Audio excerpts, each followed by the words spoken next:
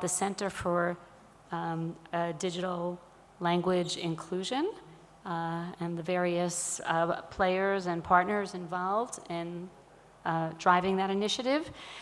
Specifically, it's around, as said in the introduction, about making sure that speech recognition works well for people with non-standard speech, people with atypical speech. If you're familiar with speech recognition, it generally does not currently work well in that space. Last year when I was at the conference, somebody with non-standard speech raised her hand and said, when is this conference going to include a thread around speech-related issues? And I said, stay tuned. And I really want to thank the Center for Digital Language Inclusion for keeping me honest and making it happen. And so with that, we have a panel of experts here. I'll remain here since it looks like we are comfortably using all of our chairs. This is basically going to be a casual discussion with a number of the key players. I will throw out some kind of conversation points and questions, and I'll have the individuals introduce themselves as they are speaking so that I don't use up any time in that. And again, Google's involvement in this project is a big portion of it has been funded through the Google Foundation, which is google.org. And so with that, looking at a number of my favorite people here, I'm sorry that I'm going to be addressing these questions to your backs. That's okay. We're one big family, and we're just figuring out how much of the family should be on the stage. But I personally think if we're all here, then different people can answer the right bits. I don't think we need to introduce ourselves. We can say that as we go, or be here all day. Richard just likes to be taller at the table. Yeah, so let's start actually with Kathy Alloway, who is a lead for this. If you could describe some of the motivations and goals of what we will be calling this CDLI. We'll use the acronym for time-saving purposes. So the motivations and goals and what you plan to achieve. Sure, so thanks for coming. I work in London at University College London and at the Global Disability Innovation Hub, and I'm lucky enough to co-run a program called AT 2030. And as part of that program, met Richard and we talked about this app that Google, you just heard a lot about Google, and Google had launched this app called Google Relate. And Google Relate would take speech that maybe you or I might find difficult to understand. So somebody might have a stutter or they might slur, and it would make it, turn it into language we found easier to understand. So we thought we'd test it. They'd launched it in Ghana. Let's come to Ghana. And so we did. We came to Ghana. The family can extend. We came to Ghana and we were lucky enough to meet Gifty. Gifty's going to wave. And then Adwa. Adwa's going to wave. And we tested it in Ghana.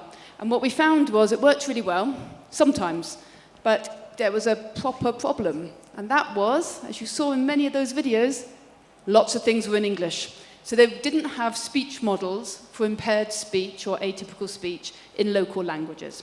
And that's why we decided to form the Centre for Digital Language Inclusion, so that people could speak their own language in their own way to people and to technology and be understood.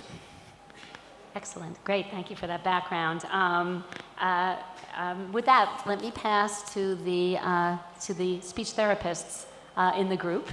And we're blessed with a couple, Richard and Gifty. And also, again, you can introduce yourselves and provide more color. So a prerequisite for all of this is you need to collect speech data from people with the sort of atypical speech that you ultimately want to recognize. Can you share some of the learnings and experiences? And, well, both. You can pass the mic back and forth to both of you. What are some of the challenges you've experienced? Which again, one might think, if you're not in this space, well, you go in, you do a bunch of recordings, you get people to transcribe it, and life is perfect. Can I say how honoured I am? And I'm really sorry for my kind of late arrival and sitting on boxes. Everyone's so kind to me. They actually brought me a lovely chair. So my name's Richard. I'm a speech therapist. I'm based in London. I used to work with Google for for 4 years, and I'm a co-director with Kathy for the Centre for Digital Language Inclusion. Collecting speech that is different to everyday speech, people that have speech change, people living with stroke, Parkinson's, ALS, MND, cerebral palsy, head and neck cancer, Down syndrome, deaf speech.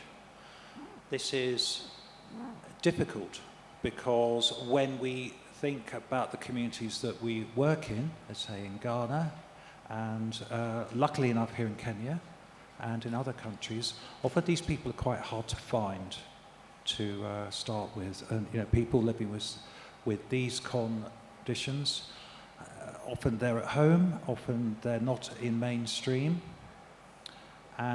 But the most important thing is that we give them the opportunity, if they wish to record phrases, words and phrases in the way that they talk and the words that they use in an environment where they feel comfortable and they understand what is going on.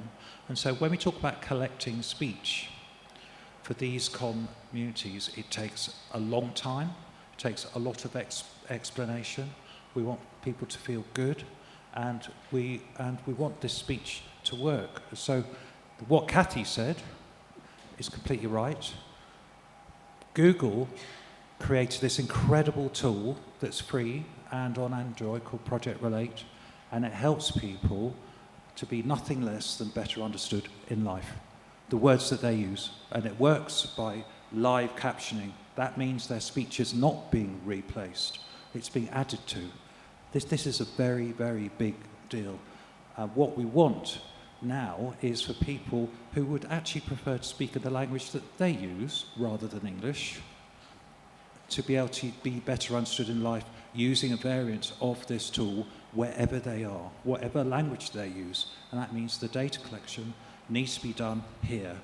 And it's a real challenge. But I'm going to pass over to my respected, amazing colleague, Gifty. So the work of CDLI is really, really important, especially when we piloted Relate. We realized that for countries like Ghana or in other parts of Africa where we don't have enough speech therapists, we realized that technology could bridge this gap. And so when we piloted Relate, it turned out that it was a great tool. But then one of the feedback we got was that if the user is literate enough to be able to use English, what about the woman in the market, or, if you go to the barber shop, or you go to a place where people don't speak English. Mind you, Ghana, our first language is not English. And so we realized that for people to be able to really use it, maximize it, we had to find a way of, collecting speech samples in non-standard speech in local languages. And it has been very, very good. The journey has not been that easy, as my colleague speech therapist mentioned, but it has been rewarding because we've seen firsthand how this is going to transform lives. Even in English, it was a really great tool. And for it to be in people's first language, I think that it's going to give people more access to places that in the past they could never really access. So doing this in local languages has been life transforming. Thank you. It's great to hear. Thank you. Katrin, our actually what we call ex-Googlers or Zooglers. So, so Katrin has been working on this both on the inside of Google for many years, and the real test of is this a passion project is do you continue working on it even when you leave the company? And so Katrin is passing that test with flying colors. And so can you describe, so there's the speech data collection process, and then of course, so that's the substrate you need in order to advance, and then obviously you need to build things on top of it, and you need to find people that, so build things in terms of from a from a technology perspective that makes it usable, as well as then applications that use the technology that you've created. And I know you've done a lot with respect to that, as the data is being collected. So if you could describe some of the stuff that has been built already, in this short time that this has been around, some of the outcomes of some hackathon work that you've done, and any challenges you've observed. Okay. Mrs. Basson, I'm going to jump back real quick to 2019 when we started this project Euphonia, which is the underlying research to all of that in English, where we collected a huge data set, the largest data set of non-standard speech, all in English. Back then, no one really believed that you can make speech models recognize, understand severely speech-impaired people. And I think that was the first showcase that showed that it worked, right? And then over many years, we saw that, again, everything in English. So here we are doing this for other languages where we have two problems. Some of these languages have no speech recordings yet put into the AIs, right? For example, we just recorded Gar, a language spoken in Ghana, where there aren't any ASR models yet that understand that. So number one, you need to collect standard speech data, and then the second step would be collect enough data from people with speech impairments. Once you do have the data, you can train the models. So the approach we're doing is we're collaborating with local students, local researchers, to collect the data, but then also to collaboratively train the models. My Gar is really bad. My Akan's really bad. My Swahili is really bad. All of these languages I don't speak. So really important to collaborate with people. Because the goal is that eventually they know how to train the models, they know how to adapt the models, they will understand where the shortcomings are, what more data to collect, etc. And so in that, we just ran a hackathon in Ghana where we engaged, I think, a total of 40 groups from different universities in Ghana to take the data we've collected so far, take the models we've built so far, and build applications on top of that. Applications that help people with speech impairment in their daily lives as it is in the specific areas. One team, for example, the winning team built a Signal or Telegram integration, right? A tool that's widely used, social media widely used. So people can literally just use that, speak whatever they want to say. It's understood, it's transcribed, and then put with TTS into like a more easy to understand voice, and then they can just send this to wherever they want to send it, post it on social media. I'll just quickly mention that it was with the University of Ghana, who are not here today, but we're really grateful to them for hosting it and for helping us do the work. Right. So now if we could actually also turn to, we are blessed with some users of the technology, even when it worked only in English, and I think it's a testament to just how important this is, even when that's not the language that you necessarily need all the time. The passion for this is so great, the need for this is so great that people have made do even with the English versions. And we have Adwa and we have Maria who can talk about their experience with these technologies so far, their vision for how they will use it once it's available in all of the languages that are now being developed. Okay. Hello. I'm Maria. I am the founder and director of Njeri Foundation and also a global disability inclusion facilitator and the necessary noisemaker. But then also I was born with cerebral palsy and it affected my speech. And my speech communication has been one of my biggest confidence stealers because I'm either afraid to speak in public or to speak to people, or I'm afraid when I speak, they won't understand me. And they'll ask, why are you talking like that? Or can you talk better? Or just something, which is not nice. So for the longest time, it's been a big barrier for me in how I face the world.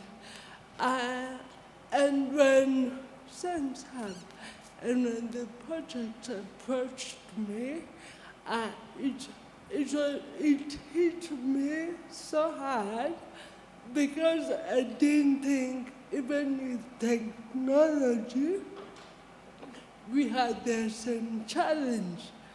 Also, technology doesn't understand what I'm saying, doesn't interpret what I'm saying.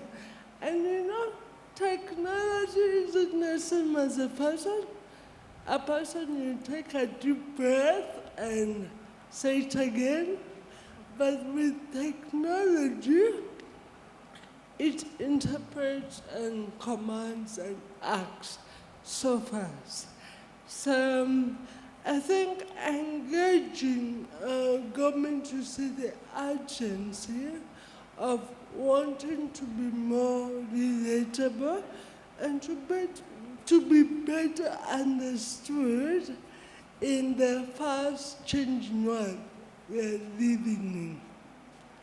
And we have been using the tool and doing interviews with young people with different disabilities, and you can see immediately how their confidence and esteem is boosted with the thought that, okay, finally, we will be understood.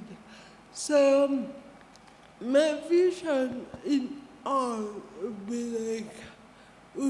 be for the tool, because for the tool to better understand or to help to enable technology to better understand us, for more people, for more voices to be able to speak up and to face the world. Excellent. Thank you so much, Maria. Adwa, you can add some of your incredible stories as well. All right. Hello, everyone. My name is Adwa. I'm from Tanapa. I'm from Ghana. And I also have cerebral palsy. But I'm gonna issue a disclaimer, okay? You can see from the both of us that there is a difference. The severity of the condition differs. Okay? I currently have cerebral palsy. And I also had what we call the secondary dystonia. But I'm a lawyer. I'm a legal practitioner. And I'm also a country lead for an organization in the UK. And I'm using the project Village. Now, before the project Village, I was done in law school, and I was due to practice. But you know, the legal profession is so conservative in a way that they don't really allow you to that inclusive space for me to speak the way I want to speak. You get it? Some lawyers, some judges will actually hear you out and be like, oh, you're talking rubbish, they'll just rush you up. So for me, for 3 whole years, I just had to stop practicing law. Because, nobody was willing to listen to me. And the issue with our society, or Africa for that matter, is the fact that we tend to focus so much on the physical, disability, because they're a lot more easier to deal with. First of all, I didn't have the menu when God was creating the world. I didn't have the menu, like say, hey, you know what, as you come here, you know what, this is the menu for creating a human being. Choose what you want. I wasn't there. I had no plan in whatever I am right now. Whatever I am right now, hey, blame it on God, blame it on the universe, whoever you believe in, you can blame it on them. But then, the very society that we live in should not make me feel responsible for what I cannot do. And fine, you must see me here in the conference, here in Ghana or outside of Ghana. But the issue still remains that we tend to focus more on those with the physical, those we are comfortable with seeing. Someone cannot look at me, I want and talk to me. Because the person feels uncomfortable looking at me in the face. Let me tell you my most recent encounter. I happened to go to the airport, okay? And I was traveling from, I was traveling from JFK, New York, to London, Heathrow. And when I got to the airport, help a clue. I couldn't say a word. My brain was tired. I just couldn't make my mouth say the words for it to come out. So I took out my app. It's always on my phone here. It's always on my phone. Anyway, I didn't have an iPhone though. I didn't have an iPhone, but my app is right here. So what I did was that I recorded that what I wanted to tell the airline that I cannot board a plane without your assistance. And those of us who know JFK very well, when you get to JFK, nobody's out there to help you unless you go in there and then request for help. Because when they drop you at the entrance, that is there. You are on your own. So imagine that if I did not have this particular app, how would I be able to communicate? You see, digital accessibility is a human right. I am not talking about human rights here because I am a lawyer, no.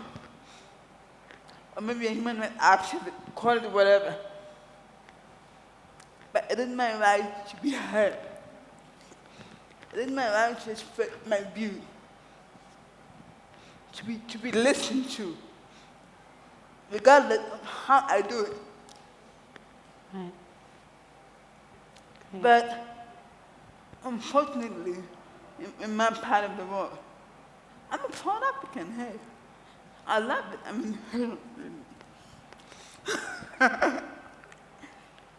but my confidence needs to do much more than show me data, show me, too much talking all the time. Too much talking, no action. And we are always waiting for external help. I was talking to a friend, and then I made this bold statement that, you know what the West have been able to achieve with disability cannot be achieved by Africa in a very short time, because it takes time. It takes commitment. It takes passion. It takes people like you and I to get involved in the fight.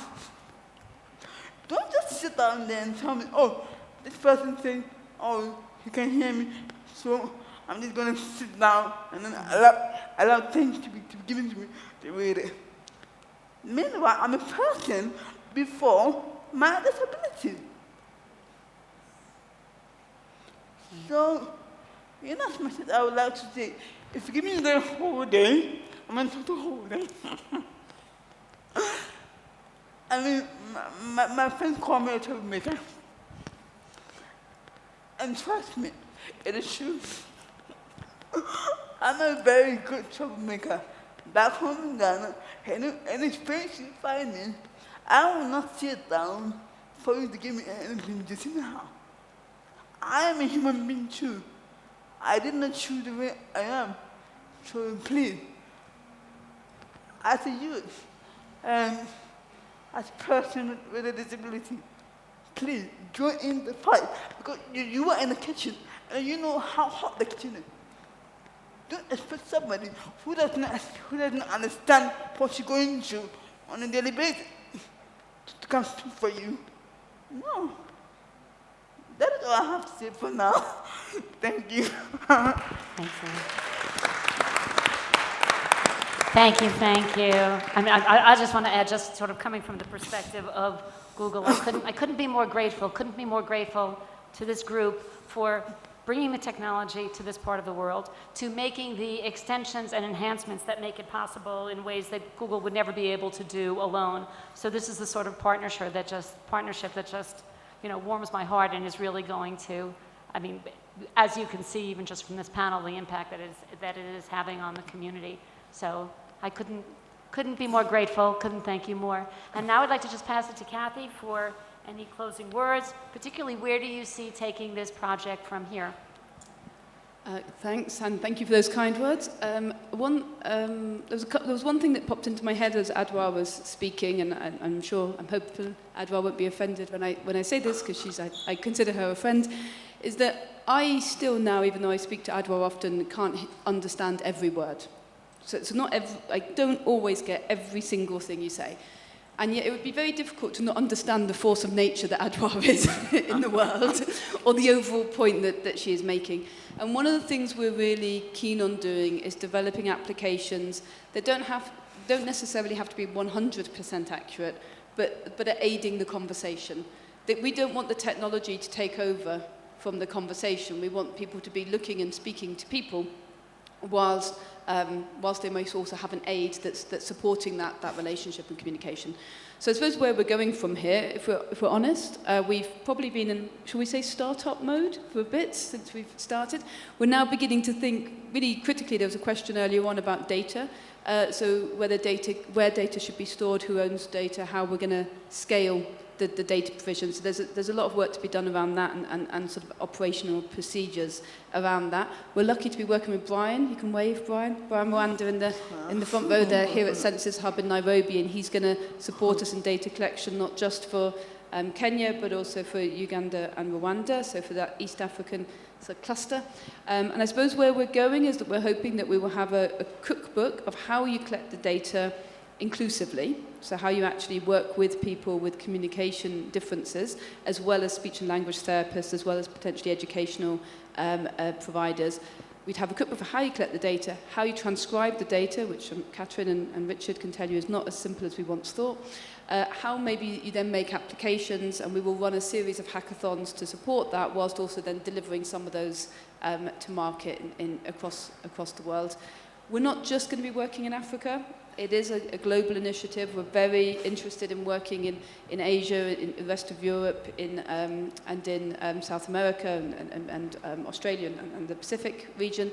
But at the moment, we'll have focuses on Africa while we get the processes right and while we scale the applications. I don't know where we'll be. AI is moving really quickly. We hope to keep up and leverage it to the best of our abilities. But I would say that we're only going to be able to do that by building lots of partnerships. And by being honest with what we learn, and if we do make some mistakes along the way, we'll let you know about those too, and hopefully we'll have some success stories for this time next year.